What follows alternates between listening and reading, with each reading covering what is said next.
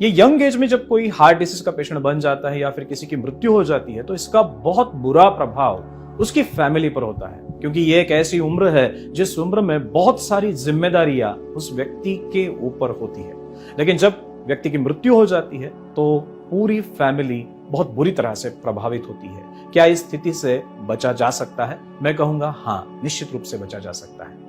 Lifestyle अगर हम हमारी देखें तो जब कोई व्यक्ति 40 या 50 की उम्र में आ जाता है तो उसके ऊपर जिम्मेदारियां तो रहती है, उसी के लिए उसे पैसा भी कमाना है, काम भी करना है, और इन सारी चीजों के साथ साथ कहीं ना कहीं तो खान पान की आदतों में गलतियां हो जाती है, लाइफस्टाइल इम्प्रॉपर होती है। इसके परिणाम स्वरूप धीमे धीमे हार्ट डिसीज हमारे शरीर में उत्पन्न होने लगता है।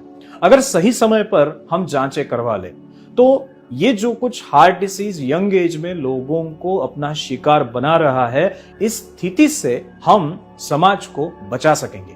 करना क्या है? करना सिर्फ इतना है कि अगर आपकी उम्र 40 के ऊपर है तो खुद की स्ट्रेस टेस्ट साल में सिर्फ एक बार करवा लेना, क्योंकि स्ट्रेस टेस्ट के माध्यम से हमें पता चलेगा कि आपके हार्ट में मैक्सिमम एफर्ट टॉलरेंस कैपेसिटी कितनी है। ध्यान में रखना कि जब आपका हार्ट स्ट्रेस टेस्ट पर या फिर ट्रेडमिल पर चलने लगते हैं तो बहुत ज्यादा जोर जोर से बीट करने लगता है, और तभी हमें पता चलता है उस हार्ट के ब्लड सप्लाई के बारे में और हार्ट की फंक्शनल कैपेसिटी के बारे में।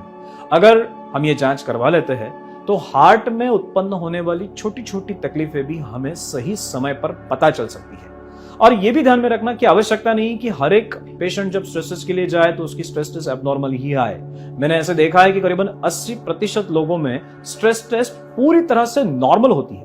अगर आप टेस्ट करवा लो तो आपको दो चीजें पता चलेगी, एक तो आप नॉर्मल हो, और जब आपको पता चले कि आप नॉर्मल हो तो आप हैप्पीली अपना जीवन जी सकते हो। लेकिन अगर पता चले कोई प्रॉब्लम है तो समय रहते उस प्रॉब्लम को शरीर में से निकालकर हार्ट डिसीज को प्रिवेंट कर सकते हो। तो दोस्तों, हमारे भविष्य के लिए, हमारे समाज के लिए, हमारे कुटुंब के लिए, हमारे शांति और सुख और समाधान के लिए खुद की जांचें करते रहना बहुत आवश्यक है, ताकि हम हार्ट डिसीज को सही समय पर पहचान सकें।